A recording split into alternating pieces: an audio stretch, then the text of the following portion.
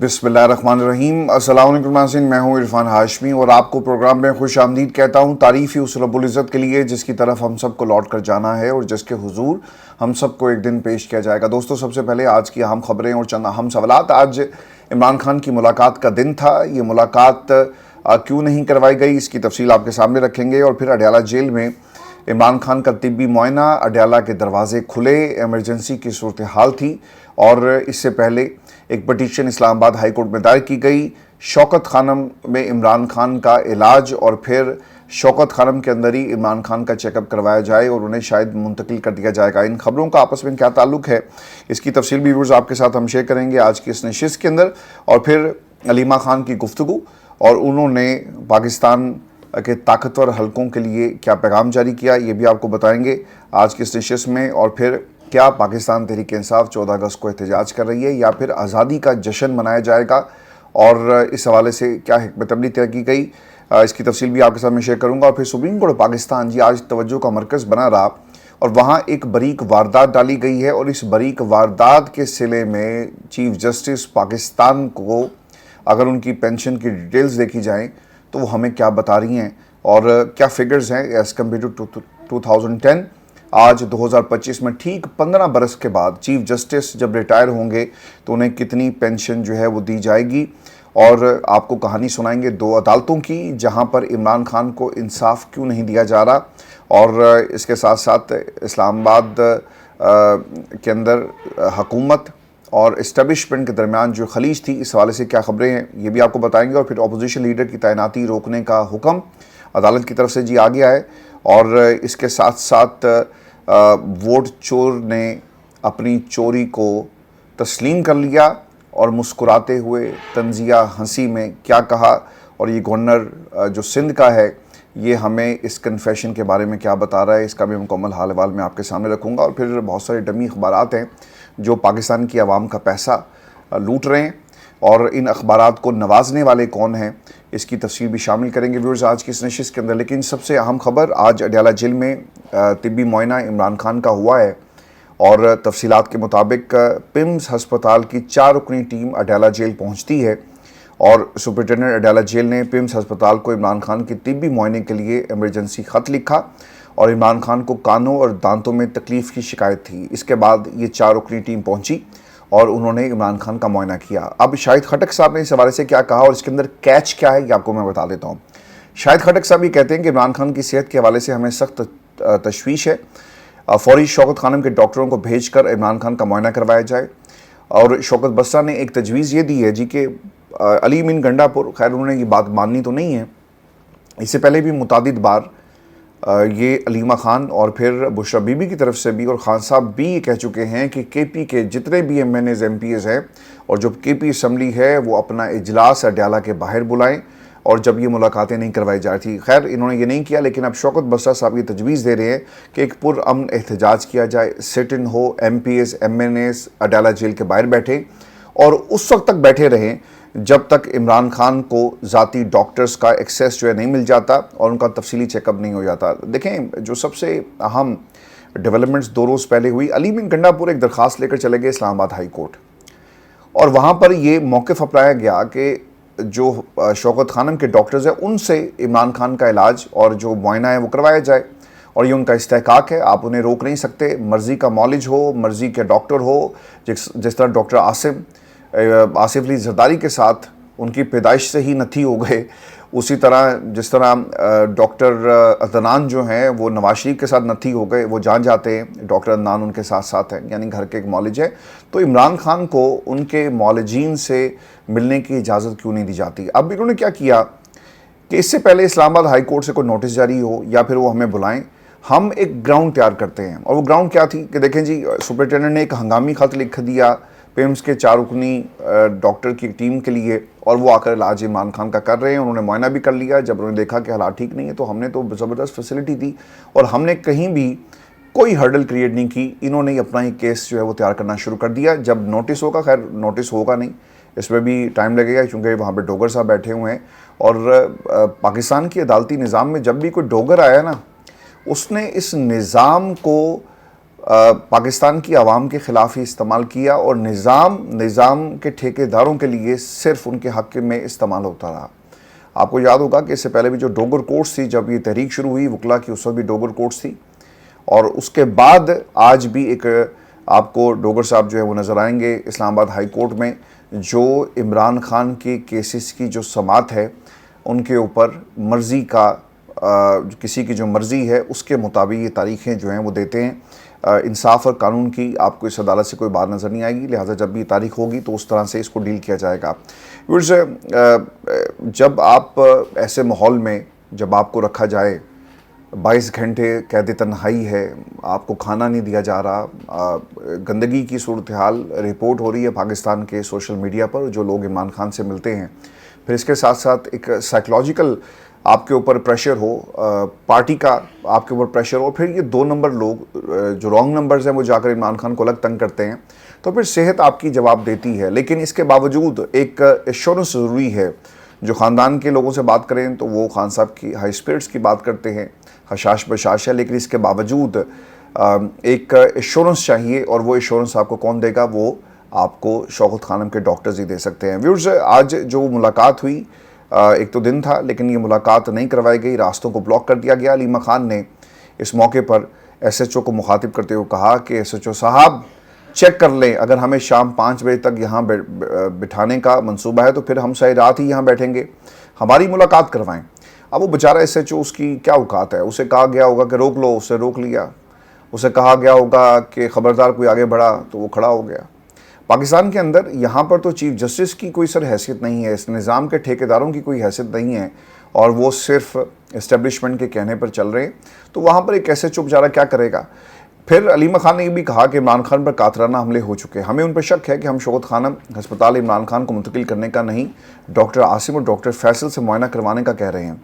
इमरान खान से 10 महीने हो गए, ज़ाती मौलजीन की मुलाकात नहीं करवाई गई। अच्छा देखिए, इसमें जब डॉक्टर आसिम या फिर कोई और जाएगा ना, डॉक्टर फैसल, तो उन्होंने मेक श्योर करना है कि जो खुराक की क्वालिटी है वो कैसी है। इस पूरे अरसे में 10 माह के अंदर इमरान खान को कोई ऐसी चीज़ तो नहीं दी गई जो आहिस्ता आहिस्ता स्लो पॉइजनिंग का काम कर रही है।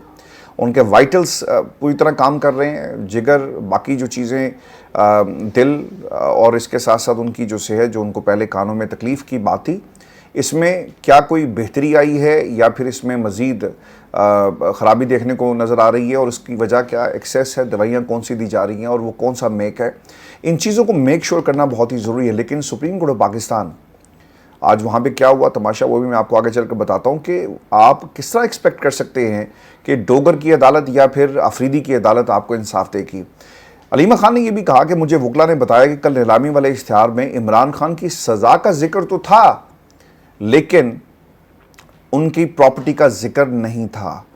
फुटेज, CCTV फुटेज कहाँ चली गई? CCTV ये बताए, CCTV फुटेज क्यों नहीं लेकर आते? पूरी दुनिया में सबूत के तौर पर फुटेज पेश की जाती है। इमरान खान ने हमेशा कहा कि फुटेज लाएं, CCTV फुटेज जो है वो हमारी बेगुनाही का सबसे बड़ा सबूत है। व्यूअर्स, अगर आप बरतानिया में हैं और अगर आप ये प्रोग्राम सुन रहे हैं, आपने अक्सर देखा होगा कि जब कोई यहाँ पे एक्सीडेंट हो जाता है ना, और आपको विटनेस ना मिले, तो जिस जगह पर एक्सीडेंट होता है वो जानना चाहते हैं कि किसी गलती है, पुलिस क्या करती है, वहाँ पे एक बोर्ड लिखकर लगा देती है कि any witnesses please contact on this number. ऐसा ही होता है। फिर CCTV फुटेजेस को तलाश करने की कोशिश की जाती है और उस बुनियाद पर फैसले होते हैं। लेकिन पाकिस्तान के अंदर आपने क्या किया? आपने CCTV फुटेज को सिरे से गायब कर दिया, और कोई अदालत, कोई जज ये सवाल ही नहीं कर रहा कि यार वो CCTV फुटेज तो लेकर आओ, सबूत तो लेकर आओ जिससे आप साबित करेंगे। चलें, अगर CCTV फुटेज, ये तो आपका एक काउंटर आर्गूमेंट है ना, प्रोसिक्यूशन अपना केस बिल्डअप करके अदालत में लेकर जाती है और फिर सज़ाएं, लिखे लिखाए फैसले आते हैं, उनको जज साहब पढ़ रहे हैं।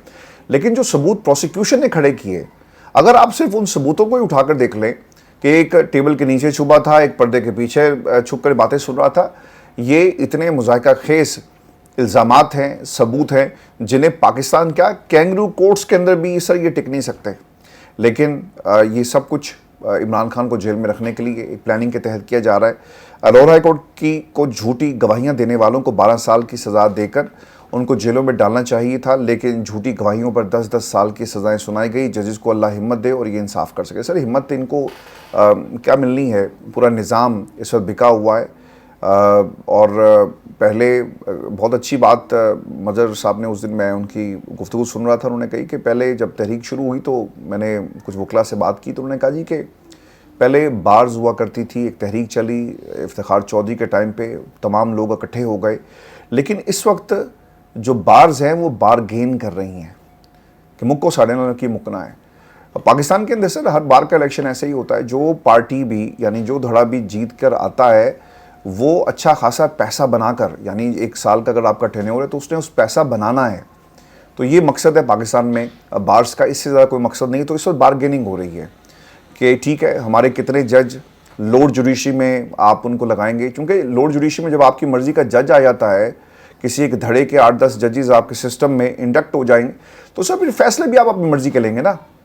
बार के अगर 50 वकील हैं एक धड़े के, और वो 50 वकील एक ऐसे जज के पास जाते हैं और कहते हैं कि यार, क्लाइंट को कहते हैं कि परेशान नहीं होना, जज हमारा है, फैसला हमारे हक में आएगा, तो ये वो सियासत है जो हो रही है पाकिस्तान के अंदर। जिन लोगों ने गवाहियाँ झूठी दी हैं, यहाँ पर तो 100 रुपये के स्टाम्प पेपर पर नवाज शरीफ साहब को बाहर भेज दिया गया, और जिस शख्स ने ये सब कुछ किया आज जो मुल्क का वज़ीर-ए-आज़म है, एक ऐसा बयान हल्फी, एक ऐसी गवाही, एक ऐसा जो आपने एश्योरेंस दी थी अदालत को, इसके ऊपर भी शहबाज शरीफ साहब के खिलाफ कार्रवाई हो सकती है। लेकिन क्या कार्रवाई करने वाले जिस डंडे के ज़रिए ये फैसले लिए गए, क्या उस डंडे से कोई लड़ने की हिम्मत रख सकता है?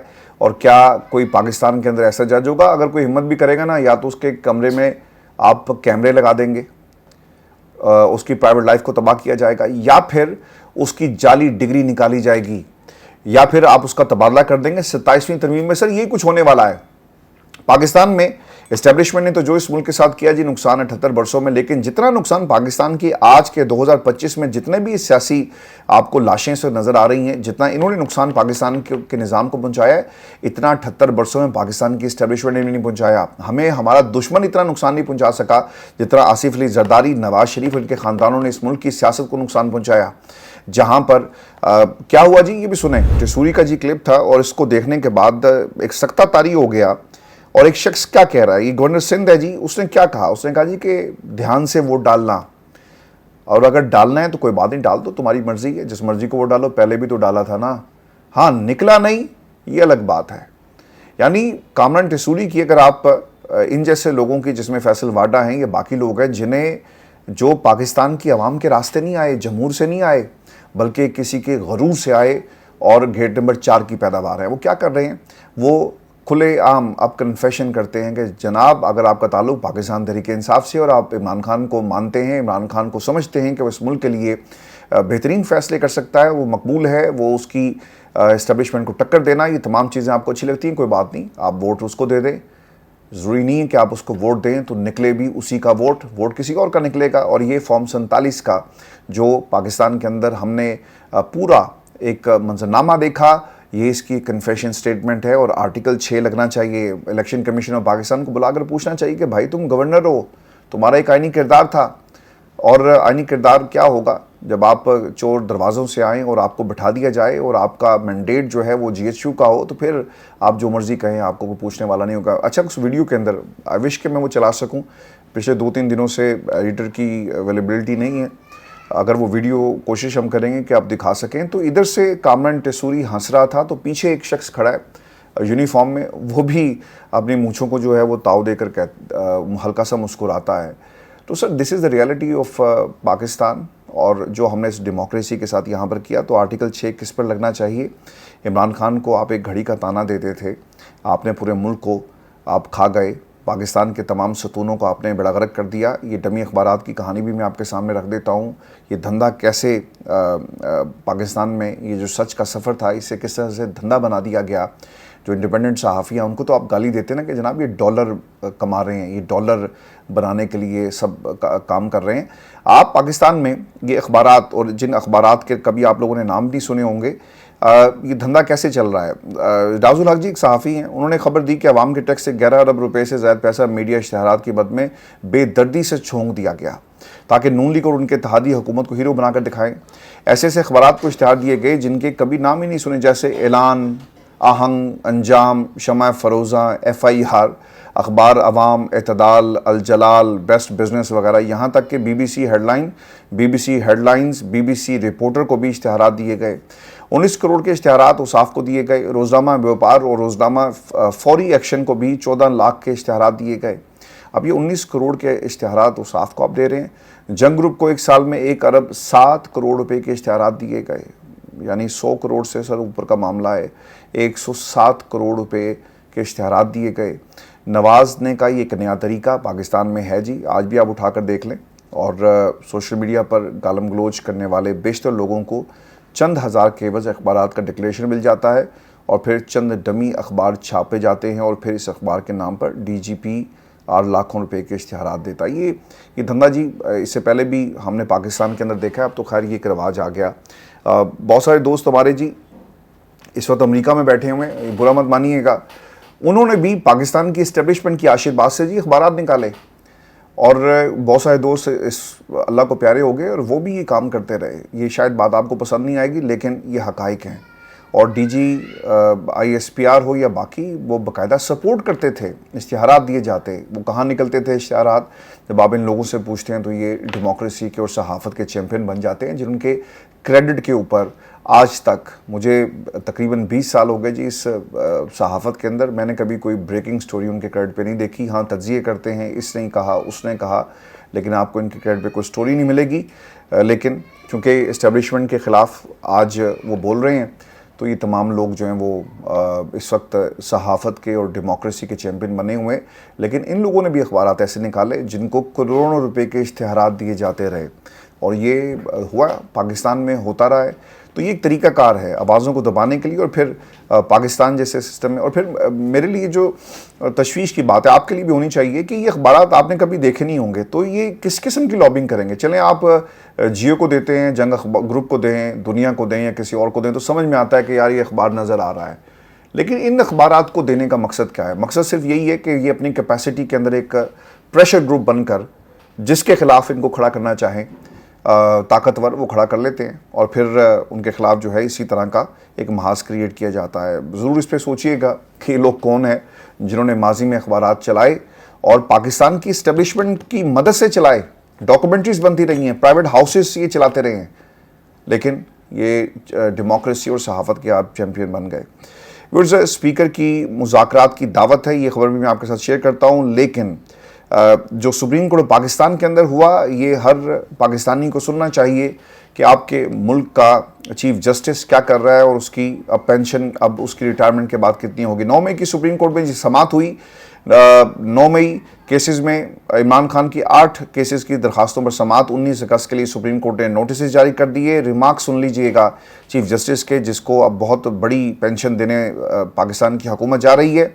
रिमार्क्स दिए कि मसला ये है कि लाहौर हाई कोर्ट ने ज़मानत के फैसले में किसी के मेरिट्स को डिस्कस किया। लाहौर हाई कोर्ट ने ज़मानत केस के फैसले में हतमी राय दे दी है। आप बताएं, ज़मानत के फैसले में अदालत ऐसी फाइंडिंग दे सकती है? हम दोनों फ्री कैन को केस के मेरिट्स पर दलाइल नहीं देंगे। केस के ज़ेर इल्तवा होने की वजह से केस के मेरिट्स पर बात नहीं हो सकती। आप तैयारी करके इस कानूनी नुक्ते पर दलाइल दें कि ज़मानत के फैसले में कैसे केस के मेरिट्स पर हतमी राय दी जा सकती है। हम केस की समाअत को 19 अगस्त तक मुलतवी कर देंगे। उन्होंने कहा जी कि लीगल इश्यूज़ के ऊपर हमसे बात करेंगे, मेरिट्स के ऊपर बात नहीं होगी कि ये ज़मानत बनती है नहीं बनती, सबूत क्या है या नहीं है। देखें जी, मुझे एक अरसा हो गया पाकिस्तान की अदालतों को कवर करते हुए। जब भी किसी मुलजिम को पेश किया जाता है या अपनी वो ज़मानत की अप्लाई करता है, तो उस वक्त केस ही को देखा जाता है कि केस में क्या इतनी जान है और केस में इल्ज़ामात क्या संगीन नौयत के हैं केस के अंदर। हाँ, आप इतनी डिटेल्स या मेरिट्स के अंदर नहीं जाते, लेकिन चूँकि सुप्रीम कोर्ट ऑफ पाकिस्तान है तो उन्होंने ये वाला नुक्ता इसे एक्सप्लॉइट किया है। ये इमरान खान को रिलीफ देने की बात नहीं है, बल्कि हाथ पाँव वकला के सलमान सफदर के उन्होंने बांध दिए हैं कि वो सामने जब खड़े होंगे तो उस सवाल का जवाब देंगे जो उनसे पूछा जाएगा। अलीमा खान ने केसेस के हवाले से क्या कहा? वो ये कहती हैं कि सुप्रीम कोर्ट हाई कोर्ट से बहुत बेहतर है, इसलिए कि सुप्रीम कोर्ट ने 9 मई के केसेस में समाअत अगले हफ्ते फिक्स कर दी। हाई कोर्ट में तो डोगर 3 महीने से सज़ाओं के खिलाफ अपीलें समाअत के लिए नहीं लगा रहा।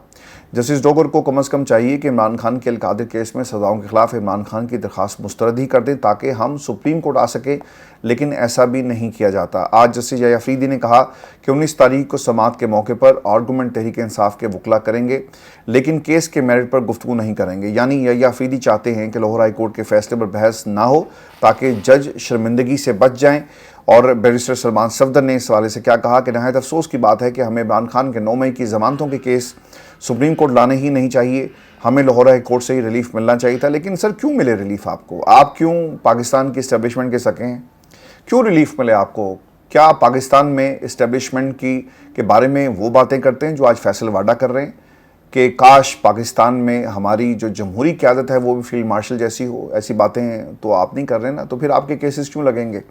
फिर उन्होंने ये भी बात कही कि क्योंकि 21 केस इसी इल्ज़ाम और उन्हें सबूतों पर अदालत पहले ही रिजेक्ट कर चुकी थी। 9 मई 2023 के केस में 12 अगस्त 2025 तक इमरान खान पर फर्द जुर्म आयद नहीं हो सकी। 2 साल की कैद ही काट बिफोर कन्विक्शन काफ़ी है। इमरान खान सज़ा एक तरह से काट चुके। फिर उन्होंने ये भी कहा कि मैं इमरान खान का केस वाजे कर दूं कि इमरान खान का केस ना इन जैसा है जो मौके पर मौजूद थे, या फिर इनके कहने पर, यानी इमरान खान के कहने पर या किसी के कहने पर ये सब कुछ जो है वो खेल खेला गया। इमरान खान 9 मई से 11 मई तक नैब की गैर कानूनी तहवील में थे। इमरान खान बैरूनी दुनिया से डिस्कनेक्ट थे, तो वो किस तरह से एक साजिश या किसी को हुक्म दे सकते हैं कि जाओ और जाकर इमलाक को आग लगा दो? सुप्रीम कोर्ट का जो ऑर्डर है अदालत में पढ़ेंगे, जिस ऑर्डर की बुनियाद पर 11 मई को इमरान खान नैब तहवील से बाहर निकले।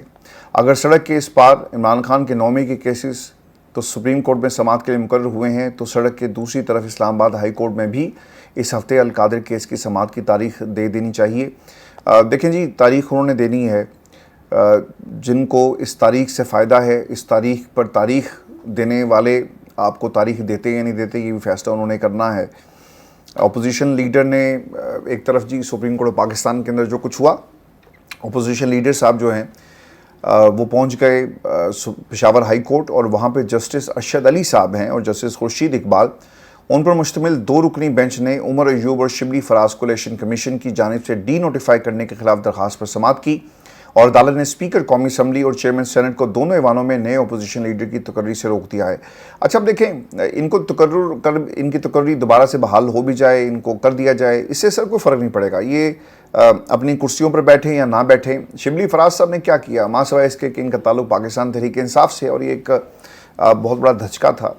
ये धचका PTI को नहीं है, ये जमहूरियत को धचका था।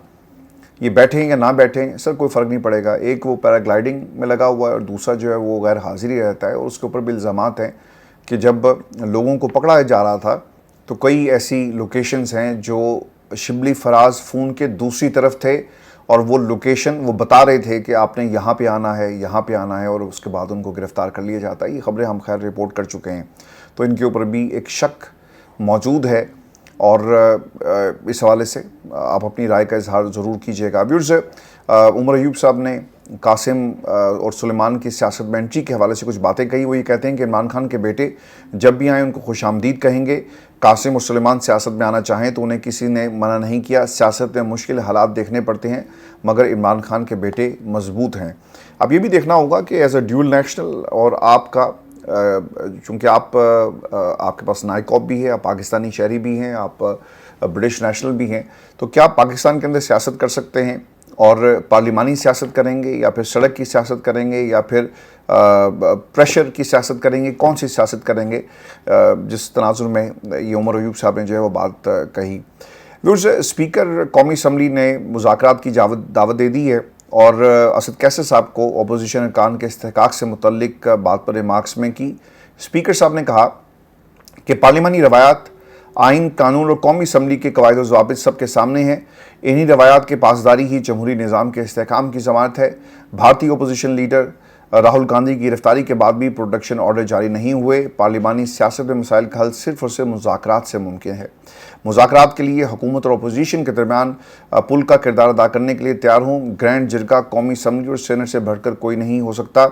हम पार्लियामेंट के बाहर अवामी असम्बली लगाएंगे। हमारा मुतालबा है, ये असद कैसर साहब ने कहा, कि इमरान खान के साथ जेल में जुल्म ना करें। हम वाज़े करते हैं कि हम पाकिस्तानी हैं और 14 अगस्त को जश्न आज़ादी भरपूर तरीके से मनाएंगे, क्योंकि इस पर एक अब जो इनकी कोशिश ये थी कि एक तरह से ये इसे कंट्रोवर्सी में कन्वर्ट कर दें कि देखें जब आज़ादी की लोग सेलिब्रेशंस कर रहे हैं, सेलिब्रेशंस में हिस्सा ले रहे हैं, वहीं पर पाकिस्तान तहरीक इंसाफ मुल्क तोड़ने वाली जमात है। ये इस मुबारक दिन को भी जब हमने आज़ादी हासिल की, इसे इन्होंने कंट्रोवर्सी में कन्वर्ट कर दिया। और देखें जी, आज़ादी की ये इन लोगों से आज़ादी जब हमें मिलेगी वो भी हम जश्न ज़रूर मनाएंगे, लेकिन ये जो आज़ादी थी वो अंग्रेज़ साम्राज्य से थी। हकीकी आज़ादी मिलेगी इंशाल्लाह, वो भी जश्न ज़रूर पाकिस्तानी मनाएंगे। लेकिन ये 14 अगस्त जो है एहतजाज नहीं होना चाहिए, बल्कि आप खुलकर आज़ादी का नारा लगाएं। पाकिस्तान के अंदर आज़ादी होनी चाहिए, वो आज़ादी जो अंग्रेज़ साम्राज्य से हमें मिली उसे भरपूर तरीके से हमने मनाना है। वो आज़ादी जो हमें इस ख़ित्ते में जो उनका प्लान था कि बरसगीर से अंग्रेज़ जाएगा और हम हिंदुओं के ग़ुलाम बन जाएंगे, उस नज़रिए से जो आज़ादी मिली, जो दो कौमी नज़रिया था इस खित्ते के अंदर, और जिस तरह से कोशिश की गई 1947 से लेकर 1940 से लेकर 1947 तक हमें इसे सेलिब्रेट करना है। हमने लाखों जानें कुर्बान करके इस वतन अज़ीज़ को हासिल किया, इसलिए नहीं कि इन ख़ानदानों के हवाले कर दिया जाए। और वो लोग जो इस मुल्क के अंदर एक उजरत ले रहे हैं अपनी रिटायरमेंट के बाद भी और रिटायरमेंट से पहले भी, प्रोटोकॉल और महंगी गाड़ियों की शक्ल में, हमें 14 अगस्त को सेलिब्रेट करना है। सर ये ख़बर सुने, आपका ना यकीनन इस निज़ाम से वैसे ही आपका जो एक ट्रस्ट है वो उठ चुका है, लेकिन ये सुने कि पाकिस्तान में अब याहिया अफरीदी साहब के लिए क्या मराहत हैं।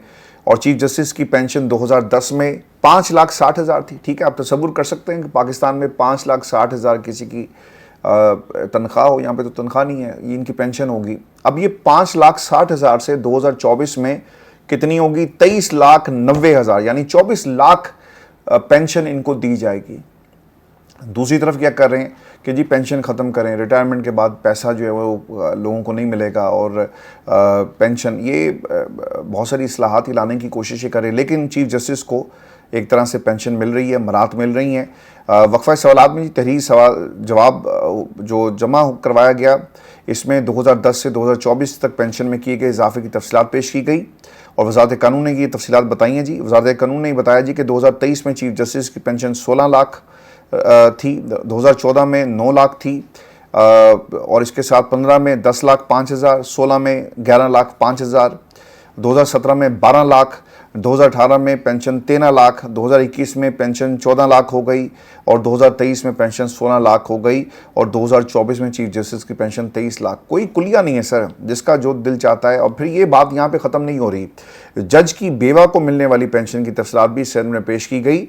वज़ारत कानून ने जवाब में बताया कि जज की बेवा को ड्राइवर अर्दली मिलेगा, जज की बेवा को 2000 यूनिट बिजली और मुफ्त पानी की सहूलत भी मिलेगी, और जज की बेवा को माहाना 300 लीटर पेट्रोल भी दिया जाता है, जबकि जज की बेवा से इनकम टैक्स नहीं लिया जाएगा। सर इस मुल्क के अंदर फिर सारे काम छोड़ के सब लोगों को जज बनना चाहिए, क्योंकि शायद यही बेहतरीन सीट है जहाँ पे आपको तमाम मराद जो है मिल सकती हैं। आज मुझे ना ये बात बार बार मैं आप तमाम दोस्तों से करता हूँ, चूँकि तकलीफ़ ख़ास तौर पे 14 अगस्त की जब बात आती है, और PTI जो भी कर रही है, कि जब आपके मुल्क में इस्टेब्लिशमेंट के नुमाइंदे आपको ये कहते हैं ना कि वोट डाल लो, अब निकले ना निकले ये तुम्हारी किस्मत है, पहले भी तो डाला था ना, नहीं निकला, क्या हुआ? कुछ नहीं हुआ, कामरान टेसूरी।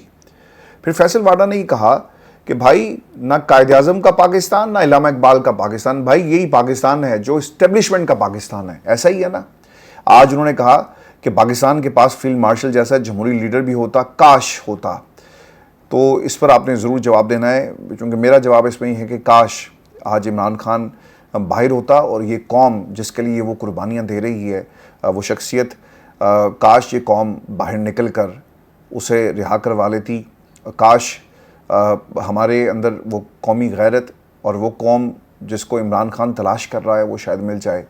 और इमरान खान ने अक्सर ये कहा ना अपनी तकरीरों में कि क्यों तुम चींटियों की तरह रेंगते हो, अल्लाह ने तुम्हें पर अता की, उड़ो। काश वो कौम हमें मिल जाए जो हमें इस ग़ुलामी से हमेशा के लिए आज़ाद करवा दे। ये है हकीकी आज़ादी, ये है वो जंग जो इमरान खान लड़ रहा है। और ये लोग जिनका जमहूरियत से कोई ताल्लुक़ नहीं, फिर इस तरह ऐलान करें कि आज के बाद इस मुल्क में कोई जमहूर नहीं होगा, सिर्फ गरूर होगा, तकब्बुर होगा और तकब्बुर में डूबी हुई हुकूमत होगी, बादशाही निज़ाम होगा, मुल्क को रियासतों में कन्वर्ट कर दें कि पंजाब जो है वो ख़ानदान शरीफ जो है आले शरीफ को मिलेगा, वहाँ पे आले ज़रदारी का मुल्क के अंदर जो है वो राज चलेगा और बलूचिस्तान जो है जिसका ज़ोर होगा वो ले जाए और केपी के अंदर जहाँ मादनियात होंगी वहाँ पे हमारी हुकूमत होगी, ये ऐलान करें और बंद करें इस जमहूरियत के मजाक को, बंद करें पाकिस्तान में जो अरबों रुपये आप खर्च करते हैं हर साल, हर 5 साल के बाद इलेक्शन करवाने का। अगर यही कुछ होना है कि एक हंस रहा है और दूसरा हमें पाकिस्तान में जमहूरियत के फ़ज़ाइल बता रहा है, और एक और भी है हमारा वज़ीर दिफा, वो कहता है कि पाकिस्तान के अंदर काश ये निज़ाम पहले आ चुका होता, ये अंडरस्टैंडिंग हो चुकी होती, हम सब एक पेज पर होते और कोई किसी से ये ना पूछे कि हाँ तुम कितनी चोरी कर रहे हो और क्यों कर रहे हो, सब चोरियाँ करें, सब करप्शन करें और कोई पूछने वाला ना हो। और सिर्फ मुतालबा ये है कि आपने हमारी चोरी पर सवाल नहीं करना, हम आपकी चोरी पर सवाल नहीं करेंगे। तो सर इसको उन्होंने नाम दिया है एक पेज का या हाइब्रिड निज़ाम का। अपना ख्याल रखें, अगली वीडियो में आपसे जल्द मुलाकात होगी, इजाज़त दीजिए, अल्लाह के बाद।